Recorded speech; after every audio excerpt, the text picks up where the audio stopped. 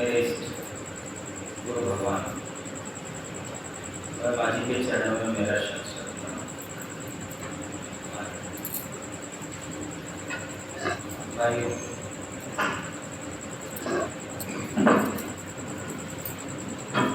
देखिए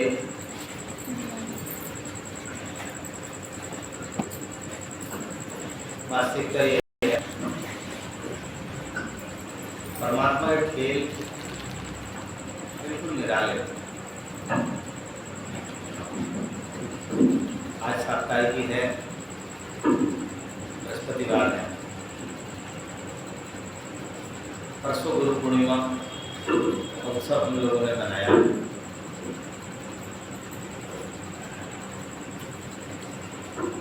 आज लगभग सभी ये सोच रहे थे कि शायद कोई भक्त नहीं आ पाए और कुछ मेरी याददाश्त कमजोर है, कुछ परमात्मा करवाता। तो मुझे कुछ ऐसा ध्यान था कि शायद 7 तारीख की मुरादाबाद मैंने एक दूसरे कहा कि शायद 7 तारीख की मुरादाबाद की है, मगर पता लगा मुरादाबाद वाले जिनकी 7 तारीख की मैं सोच रहा था उनकी 7 तारीख की आज की नहीं थी। सुबह मैंने उठने के बाद हल्का से कहा उनके भी कारीगर को बोलूँगा, बोले कि किस लिए? 7 तारीख की है, मुरादाबाद की है। तो बोले कि आज की नहीं है, वो आगे की है। मैंने भी आज की है, पता लगा कि आज की नहीं। हम सब लोगों का ये विचार था कि शायद ऐसा हो कि कोई बाहर का व्यक्ति ना पाए, मगर देखी गई ये मालिक के अपने इंतजाम मुरादाबाद से भी आ गए और जगह से भी आ गए।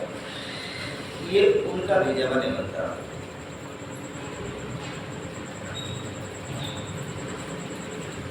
पर हम सब प्राणियों के दुखी होने की एक सबसे बड़ी समस्या है। विडंबना ये है, हम सभी चाहते हैं, हम सभी सोचते हैं, हम सभी बोलते हैं।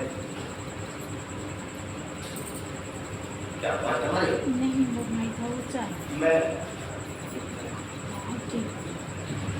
चलो ठीक। तो हम सब लोग ये बोलते हैं कि मैं ही कर रहा हूं, मुझे कष्ट हो रहा है, मेरी इनकम कम है।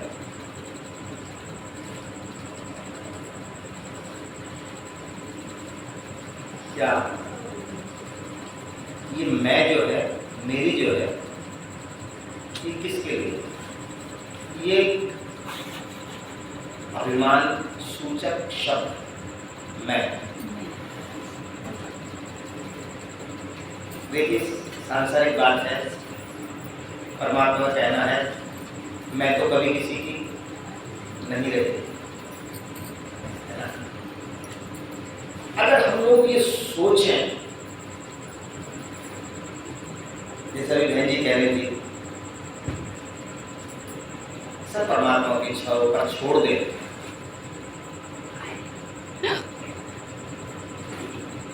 देखिए आप सबके संतान हैं, किसी की छोटी संतान है, किसी की बड़ी संतान है, सब माँ और बाप के लिए में बैठे हैं।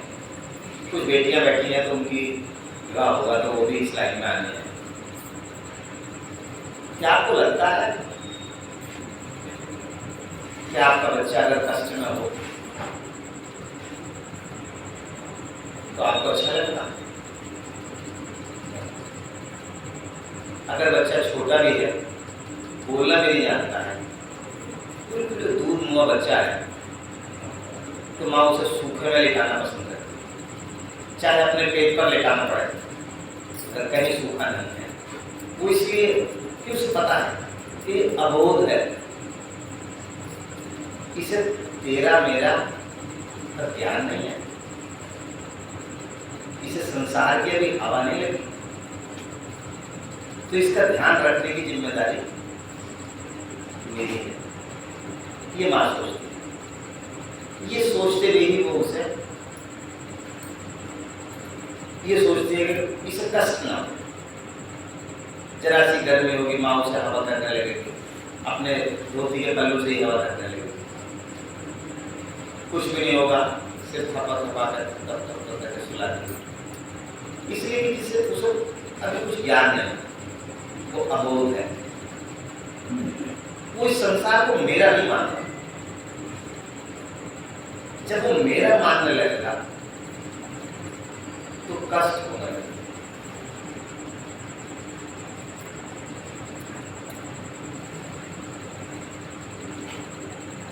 भगवान शंकर ये कहते हैं, जब दुनिया बनी तो परमात्मा ने उसमें दुनिया में अपनी माया छोड़ी। उनका कहना ये था कि अगर माया ना हो, मोह ना हो, तो संसार चल नहीं सकता। आज आपका बेटा है, मोह है, ये मेरा बेटा है, इसीलिए आप उसमें अपना अपनत्व लग रहा है। जिस दिन ये मोह खत्म हो गया, जैसे तुम्हारा बेटा ऐसे दूसरे का बेटा। परमात्मा ने कहा दुनिया चल नहीं सकती, संसार चलाना है तो माया और मोह को साथ लेके चलो। अब जो ज्ञानी होते हैं, जो अंतर्मुखी होते हैं, जो किसी सुयोग इष्ट की सानिध्य में होते हैं, जिनकी देख रेख करने वाला कोई इष्ट होता है योग्य, तो उन्हें इन चीजों का एहसास कम होता है। मैं कथा पढ़ रहा था, मिथिला नरेश हुए हैं,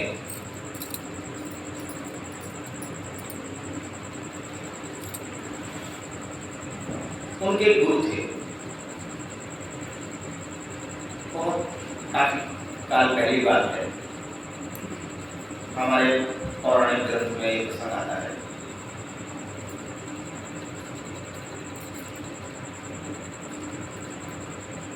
मिथिला नरेश के गुरु थे, बहुत पहुंचे हुए गुरु थे, आध्यात्म के बहुत प्रकांड पंडित मैं कहूँगा। राजा उनके पास आते, उपासना करते, ध्यान करते, समाधि में पहुंचने लगे।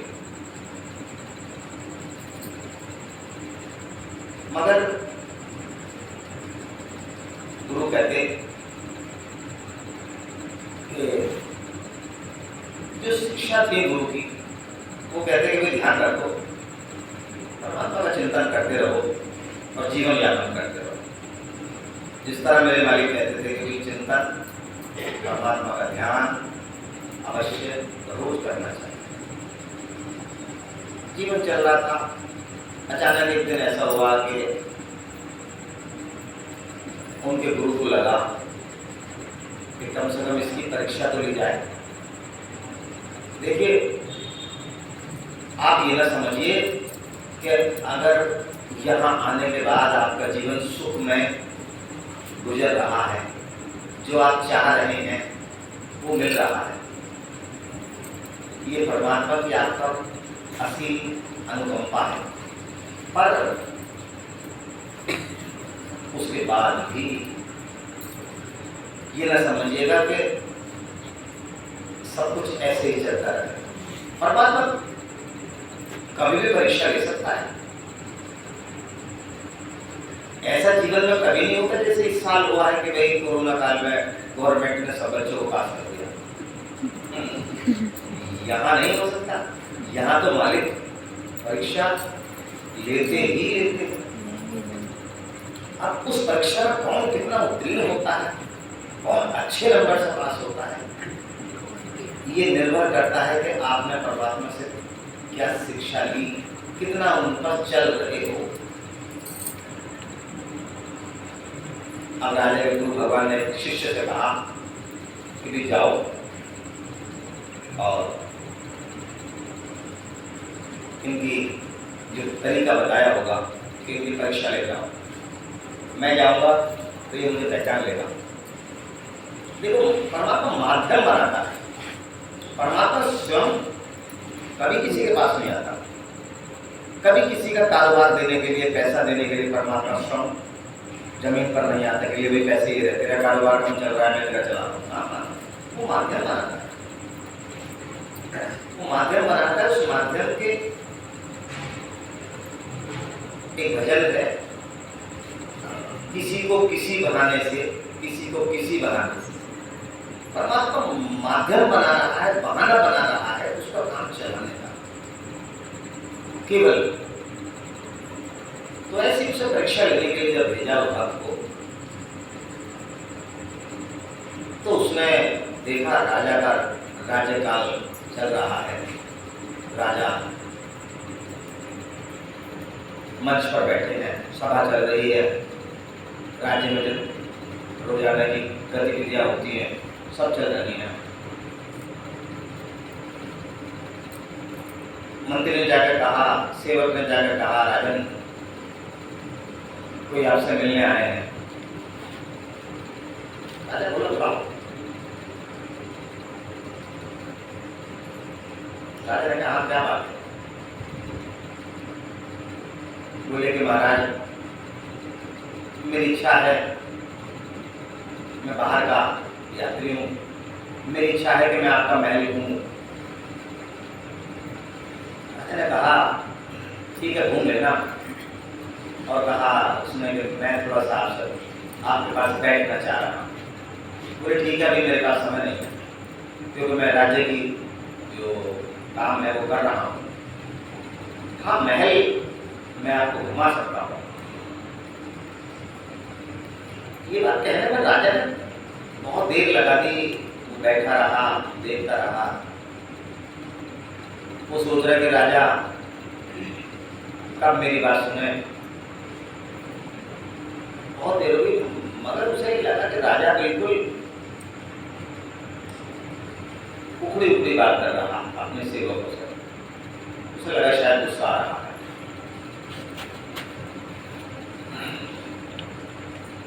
जो आगंतुक था उसने कहा कि राजन क्या बात है, तुम क्या इस राज्य को अपना राज्य नहीं समझते?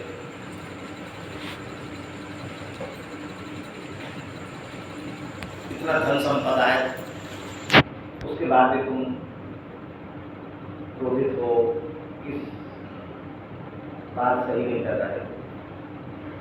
उसने कहा कि मेरे समय तुमसे बात करने का समय नहीं है। मैं तुम्हें एक काम करता हूँ, एक दीपक दे रहा हूँ, मैं जलाकर तुम्हें दीपक दे रहा हूँ। तुम इस दीपक की रोशनी में पूरा महल घूम पाओ। बस इस बात का ध्यान रखना कि दीपक बुझ ना जाए। सारा महल देखो आराम से, चाहे जितनी देर लाओ, ठीक है। पर राजा बोले ध्यान रखना दीपक बुझ ना जाए, ठीक है। अब वो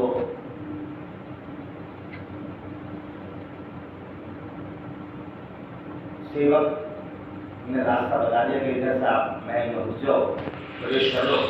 सारा महल जहाँ कहाँ है सब देखो, आप ये कोई मनाही नहीं है क्योंकि राजा का आदेश हो गया। अब बहुत देर बाद, घंटों बाद वो घूम घाम कर आया। आने के बाद उसके हाथ में दीपक और वो आकर बैठ गए। तब तक राजा का काम समाप्त हो गया। राज्य का आजकल डेली का काम होता है। राजा ने कहा, अब बताइए क्या बात है, आपने महल देख लिया। तो बोला, राजा ने क्या महल देखा? आपने महल दिखाया कहाँ है? आपने तो मेरे हाथ में दीपक दे दिया कि इसकी सुरक्षा करनी है। तो राजा बोले, तुम्हें मैंने अपने महल के हर क्षेत्र में जाने की अनुमति दी। महल के कोने कोने में तुम जा सकते थे। वहाँ बहुत बड़े आभूषण थे, कुर्सी थी, मेज थी, सोने चांदी था। मैं जहाँ सोता हूँ वो शयन कक्ष था। तुमने कोई ऐसा कोना तो नहीं छोड़ा जहाँ ना जाए? बोले, जी मैं तो कहीं नहीं गया, मैं दीपक को देखता है, कहीं ये ना बुझ जाए। तो राजा बोला कि तुम्हारे प्रश्न का जवाब यही है। जिस दिन मैं इस राज्य को, इस संसार को अपना समझने लगूंगा, मुझे कष्ट होने लगेगा। जब तक ये समझ रहा हूं कि ये मुझे इस्तेमाल के लिए मिली, तब तक मुझे कष्ट नहीं। मैं आपको एक और उदाहरण दे रहा हूँ, शायद आप मेरी बात ना समझ पाएंगे। सबके जीवन में आता है कि टेंट हाउस होता है ना, हम सब लोगों के फंक्शन होते हैं, हम लोग टेंट हाउस से सामान मंगाते हैं, दरी मंगाते हैं, गद्दे मंगाते हैं, पंखे मंगाते हैं और बहुत सारा सामान मंगाते हैं।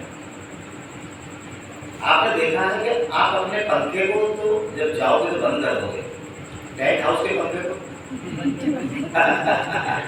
क्यों क्यों? अपना नहीं है, उसमें अपना तो नहीं है। यही मोह का कारण है। यही हमारी, जिसका वो पंखा है टेंट हाउस वाला, वो इस बात के लिए तत्पर है कि आप हेडो फॉरन में लाइट बंद करो, पंखा बंद करो। उसका मोह उस पंखे में है। यही हम सब लोगों को परेशान करता है। परेशानी में डालने का जो कारण है ये, जब तक वो अपना नहीं था हम कोई कष्ट, हमारा आ गया, मेरा आ गया, मेरा आ गया। अभी परसों एक हक मेरे लिए कोई मिठाई लाया था, बहुत सुंदर लग रही थी, शायद महंगी हो। मेरे लिए थोड़ा सा लोगों ने ये विरोध सा भी प्रकट करा है कि भाई हम आपके लिए कोई चीज लेके आते हैं, आप उसे खाते नहीं, लोग काटते।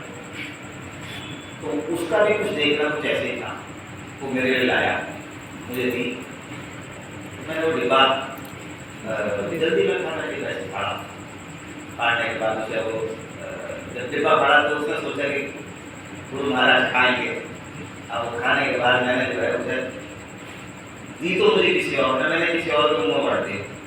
मैं समझ रहा था, अब वो देख के तो उसने मुझसे कहा कि गुरु महाराज ने आपके लाया था। फिर मैंने उसके मुँह में दी, मैंने कहा ये नहीं खा रहा, ये तू नहीं खा रहा है, मैं खा रहा हूँ। जिस दिन मैं समझने लगूंगा कि मैं खा रहा हूँ, उस दिन मेरे लिए दिक्कत का सामना। तू मेरे लिए लाए, ठीक मैंने ली, मैं ही खा रहा हूँ। देखो भगवान विष्णु ये कहते हैं कि वे असंख्य मुख हैं, जो आदमी ग्रहण करता है वो मेरे शरीर में पहुंचता है। इसका मतलब क्या हुआ? हम जो खाते हैं परमात्मा तक पहुंचते हैं। अगर मैं ही खाऊं तो मेरे लिए दिक्कत होगी। मेरे मालिक जी भूल गए हैं, गंगा जी कह रहे हैं जितनी जरूरत हो उतना लो, पहले रोकोगे, ये वेग है, गंदगी का वेग रुका नहीं आता। मैं ये मन से इसीलिए बोल रहा हूँ कि ये कोई ना समझे, मैं उसका प्रेम है, उससे थोड़ी विडम्बना ये है मैं कम खाता हूँ। ऐसा हुआ एक भक्त परमात्मा का अनन्य भक्त था, उसका काम दिनचर्या में था कि बिना परमात्मा का स्मरण करे वो कुछ खाता ही नहीं। बहुत से अक्सर देखा होंगे कि कोई पहले पूजा पाठ नहीं है, उसके बाद ही कुछ ग्रहण करना है। उसका भी यही था, वो परमात्मा से कहता, परमात्मा ये मेरे घर भोजन बना है, स्वीकार कर, ये मेरा भोजन है, मेरे लिए आया है, स्वीकार कर, मेरे घर बना हुआ है, स्वीकार कर। परमात्मा आते होंगे, स्वीकार करते होंगे, ये उसके भाव का सौदा है। सुबह शाम नित्य होता रहा। अचानक ये हुआ कि वो अपनी बेटी के चला गया, बेटी की ससुराल में चला गया। बेटी ने कहा कि पिताजी भोजन कर लो, तो उन्होंने कहा कि नहीं बेटी, मैं बेटी के घर का नहीं खाता। आज भी हम लोगों में ऐसी कुछ परंपरा है, पुराने आदमी मानते हैं कि बेटी के घर का नहीं खाते। अब बेटी बोली कि पिताजी भूखे रहोगे, कुछ खा लो। बोले बेटी पानी भी नहीं मिलता, क्योंकि बेटी के घर का मेरा होता तो मैं खाता। भूखा सो गया। होता यह है कि रात में स्वप्न में भगवान ने दर्शन दिए। भगवान उसके सामने रो रहे थे। उसने कहा मालिक, रोज मैं आपके सामने रोता हूँ, आज आप रो रहे, रोज आप मेरे से मालूम करते थे तू चाहता क्या है, क्यों रो रहा है। आज मैं आपसे मालूम कर रहा हूँ कि आप चाहते क्या, आपको क्यों रो रहा हूँ। भगवान बोले कि आज मुझे अपार कष्ट हो रहा है। बोले बताओ परमात्मा क्या कष्ट हो रहा है। बोले कि आज तक तूने मुझे बड़ी दुविधा में रखा और तूने मेरे साथ बड़ा दोगला व्यवहार करा। मान लो किसी से परमात्मा कहे या आपके गुरु भगवान कहेंगे कि तुमने मेरे साथ बड़ा दोगला व्यवहार करा, आपको मालिक तो बताओगे क्या मेरे से अपराध हो गया, इस तरह क्यों हो रहा है, कैसी बात कह रहे हैं। जो अपने मालिक के अनन्य भक्त होते हैं उनके बहुत बिल्कुल बदल जाए। ऐसी उसने कहा कि मालिक क्या ऐसी बात हुई जो आप ये कह रहे हो कि मैंने तुम्हारे साथ दोगला व्यवहार करा, मैंने आपको भेजा ना। बोले देख भाई, जब तक तू अपने घर रहता है तो तू कहता है कि मेरा भोजन है, मैं इसलिए नहीं खाता कि तेरा भोजन है। और आज तू अपनी बेटी के आया है तो इसलिए नहीं खा रहा खिला रहा कि बेटी का भोजन है। अबे भाई पहले तो तू कहता है कि सब कुछ तुम्हारा है, तो ना तो यहाँ मेरा रहा और ना तेरी बेटी के मेरा रहा, मेरा कहाँ रहा। इसका मतलब देना बेकार है। जब मेरा कहीं रहा ही नहीं, यहाँ तेरा है और वहाँ तेरी बेटी का है, तो मेरे तो कोई रहा ही नहीं। तूने तो मुझे आज तक अंधेरे में रखा, तुझे इतना जो मैंने दिया उसमें मेरा कहाँ है, ये तो सब तेरा हो गया। उसके हाथ में आंसू आ गया। तो उसने बोला नहीं परमात्मा, ऐसा नहीं है। बोले ऐसा ही है, इसलिए तो बेटी के अन्न नहीं खा, बोला नहीं तो ठीक, आँख खुली, उसने फौरन बेटी को उठाया, ला भोजन ला भोजन करूँगा। आज मुझे पता लगा कि न मेरा है न तेरा है, परमात्मा का है।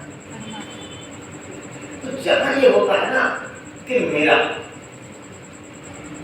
मेरे का मतलब मैं हो गया, अहम आ गया, और जहाँ अहम आ गया आप यकीन मानिए हमारे पतन का वही मुख्य कारण है। हम लोग सोचते नहीं है ऐसा। आज आपके पास मोटरसाइकिल है, क्या आपने ली है? क्या आपकी हिम्मत है? क्या आपकी औकात है मोटरसाइकिल में? जिसने दी है, जितने समय के लिए दी है उतने समय तुम्हारे पास हो रहेगी, उसके बाद आप उसे बेच देंगे, चाहे कुछ होगा चली जाए। ये संसार जो है आपका नहीं है। हम सब लोग कलाकार, रंगमंच है, हम सब लोग अपना अभिनय कर रहे हैं। हमारा यहाँ कुछ ये बात मालिक कहते थे नहीं, जो पुराने हैं कि हमारा कुछ नहीं, आज मैं हूँ कल नहीं हूँ, तब 20 बृहस्पति की 7 तारीख की होगी, आज मैं हूँ तब भी होगी। ये मालिक बोलते कहाँ है मालिक? आज भी आपके बीच में है, आज भी आपके बीच में बैठे हैं। ये हमारे श्रद्धा विश्वास पर निर्भर करता है किसके करीब बैठे हैं। और आप देखिए मानिए हम सब लोग उनकी निगरानी में, जिस तरह आपने अपने छोटे बच्चों को साइकिल दिलवाई कभी, जो 2.5-3-4 साल का 5 साल का बच्चा होता है, साइकिल जब वो खरीद के देते हो आप लोग तो उसके साइड में जो गार्ड लगे होते हैं, साइड गार्ड है ना, वो बच्चा जो चल रहा है, जो साइकिल चल रही है वो उस साइड गार्ड की वजह से चल रही है। तो आपके और हमारी जो गाड़ी चल रही है, जो देख रेख हो रही है, आप ये ना समझो कि आप चला रहे हो, असंभव। आप परमात्मा की इच्छा के बिना तो खपता भी नहीं है। आप जीवन चलाने की बात करो, असंभव। ये आप जो चल रहे हो, आपकी जो गाड़ी, जीवन की गाड़ी के 2 साइड गार्ड लगे हुए हैं, ये मालिक है। आप डगमगाओगे, जब बच्चा इस साइड पर डगमगाता है, इस साइड पे डगमगाएगा, यही डगमगाहट होती है हमारे जीवन में उतार चढ़ाव।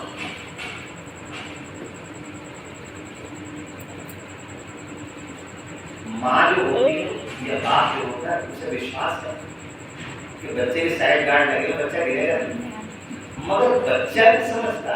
बच्चा समझता है कि वो रोने लगता है कि मैं गिरा, क्या वो गिर जाएगा। सेम यही स्थिति हम लोग के जीवन में बिल्कुल, बस समझने का फर्क। देखो, जिस चीज को आपको ज्यादा प्रेम हो, ये समझो परमात्मा की, आपको उसके कष्ट से अनुभव पावन करना।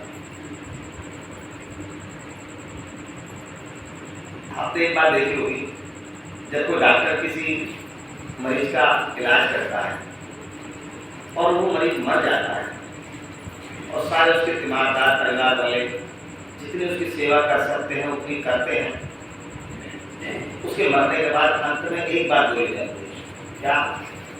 परमात्मा की यही इच्छा है। इसका मतलब क्या हुआ? आपकी इच्छा से तो कुछ हो नहीं सकता। जब अंतिम इच्छा परमात्मा की है, जो परमात्मा चाहेगा वही होगा, तो खुद नाम बदनाम मांगता है कि मैं कर रहा हूँ, मैं कमाऊंगा तो घर में रोटी मिलेगी। ये मैं कौन है और ये मैं क्यों है?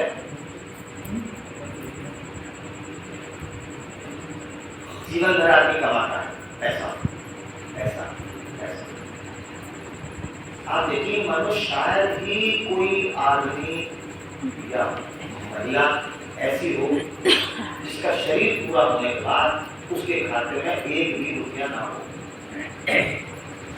सबके खाते में मिलता है, शायद 10 दिन 50,000 उस रुपये का झगड़ा होता है। कभी कोई ऐसा नहीं मारा जिसके खाते में एक रुपये नहीं ना हो। आपने एक बात और देखी होगी, देखो मैं उदाहरण बहुत देता हूँ। मेरे मालिक की बात करने का बिल्कुल बिल्कुल हाँ मेरा बिल्कुल है। देखो मैं तो उनके चरणों की धूल के बराबर भी नहीं, मगर मैं ऐसा थोड़ा सा ये सीधे साधे उदाहरण जिससे आप लोगों के दिमाग में बैठ जाए। आपने देखा जब शव यात्रा निकलती है तो पैसा फेंका जाता है, इसीलिए तो इस पैसे की वजह से जीवन भर परेशान है। कितना तुमने अनैतिक काम करा, कितना लोगों का दिल दुखाया, कभी परमात्मा की सेवा नहीं करी, कभी काम नहीं करा। आज ये पैसा फेंक रहा है तेरे ऊपर, वो उठा सके आ ले।